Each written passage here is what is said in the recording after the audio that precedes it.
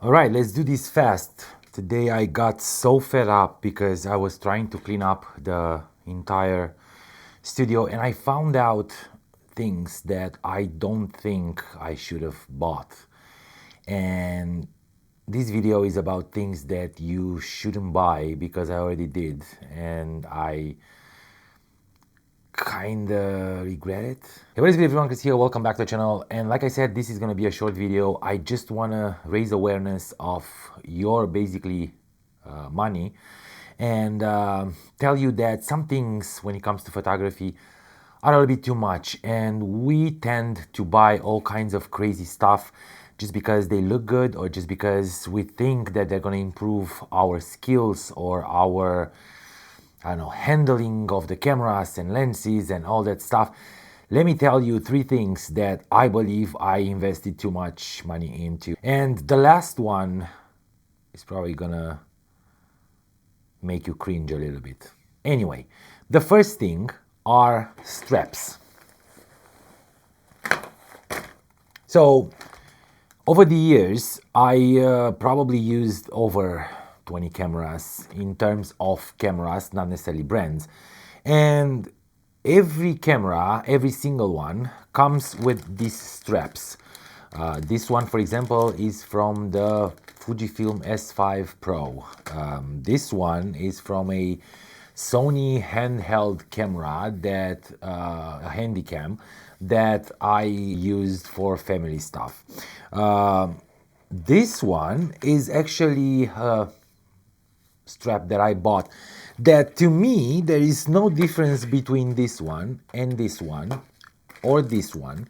But I bought it because there was so much hype about how good the Peak Design leash is, and no offense to Peak Design, these straps are amazing, but I already had a few and this one didn't help me much, nor this one, which is a hand cuff. I think they got the hand cuffs, hand cufflinks, something like that. I don't know, something similar. It's a still a Peak Design one that has the anchors that you can connect to your camera and then just have it with you all the time. This might be helpful, but this one, it's useless. I already have tons of straps and I also build a few. This one, it's made out of paracord and it's for my Nikon because it's yellow and it looks good. And I mean, you can do this instead of investing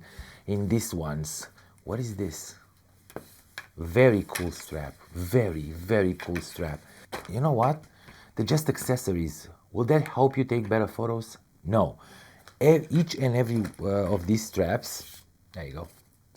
Each and every one of them, it costs you between $20 and $100. Buying 10 is gonna cost you around, let's say, $500, not 1,000, 500. Those $500, you can put them in a lens and get more out of it, and just use the strap that came with the camera that usually is in the box when I'm unboxing the cameras, because I have these ones and I'm not using any.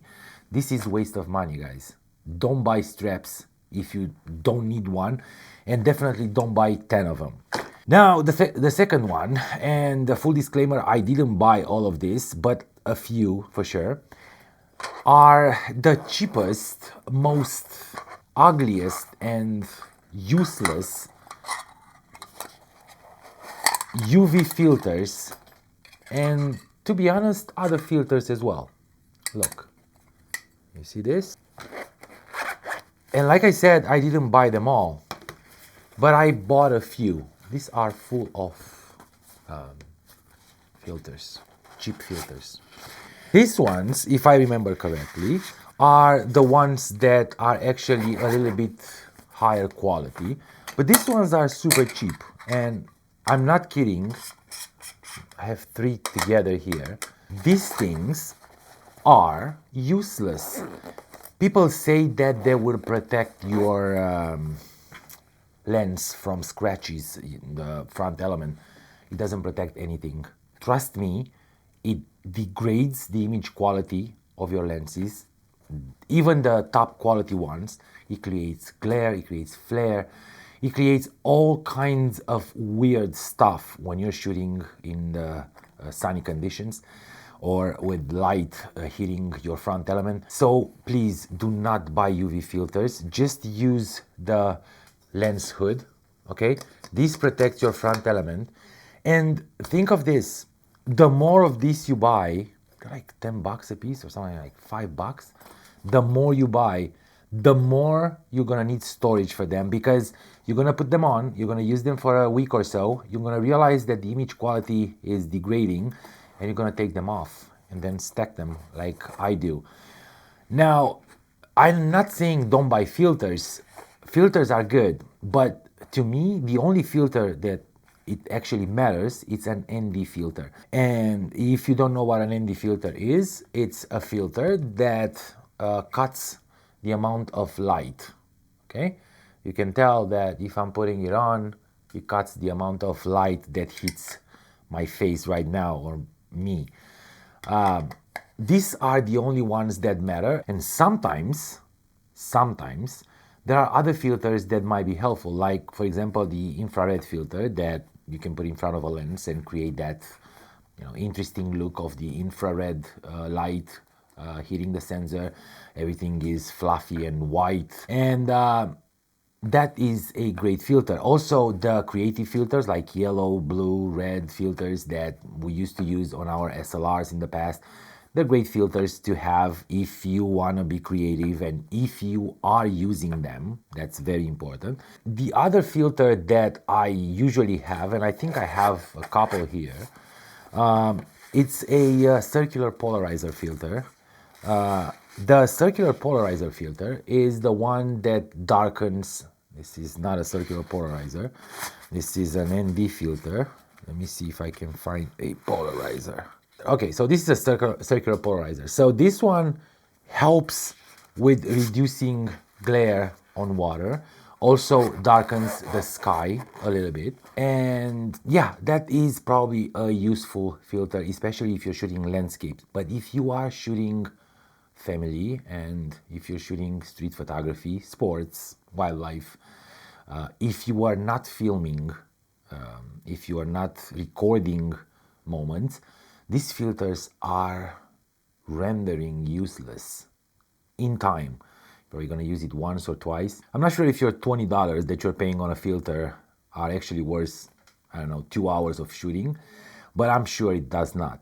So avoid filters, only the ones that you need. Definitely no UV filters, no sun protective. There was some things that I don't remember, like similar with the UV, whatever. Do not buy those filters. I have a lot of experience with those filters, and trust me, they won't help in any way. Lens hoods are better, and they're made to protect your lens. Now, the third one, and this is a big one, actually is a camera. Do not buy a new camera the moment has been released. I bought my Z8 when was probably 2 years released on the market.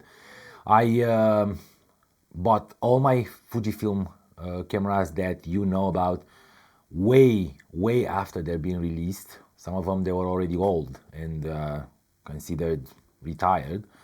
So do not buy a new camera the moment is released. Do not pre-order stuff that you don't even know how it's gonna be, if it's gonna fit your needs, your photography, your skill. These cameras are made to upgrade for those who actually need the upgrade, or those who already used a previous version, or for those who are in need of something more that they already have. Most of us don't. I am there when I can tell you that no camera will make you a better photographer. And I think you heard that before. But trust me, they won't make you a better photographer. They won't make your images look amazing like the ones that you've seen on Instagram of great photographers. those images might be shot on old cameras with great lenses, and they're shot with experience. They come with all the years that those guys were spending on that camera or on different cameras to get to that result. Definitely the camera is not something that gave them, wings and make them amazing photographers overnight. They won't make you amazing photographers overnight. They didn't make me amazing photographer overnight. So why investing all those money and I know for sure that there are people, I'm not sure if you guys here on this channel, but there are people owning 5-6 cameras of the same brand or different brands. Different brands will actually be fun to have, but the same brand, just because you thought that the A7 is better than the A7 IV, it's better than the A7 III, it's better than the A7, yes, it is, obviously. That's why they release them. But sometimes the updates and the improvements are so minimal that you won't feel them. You as an amateur photographer, you might regret that investment in a couple of months when you won't be able to return the camera. And so you are stuck with a camera that you probably need to sell for half the price and lose a lot of money. That's it. That's all I wanted to say. I got frustrated because I found crazy stuff, and these are just 3 that bothered me a lot. But I have many things that I don't know what to do with, and I'll probably need to put them in a bag and do a giveaway for someone that actually, I don't know, needs this kind of stuff.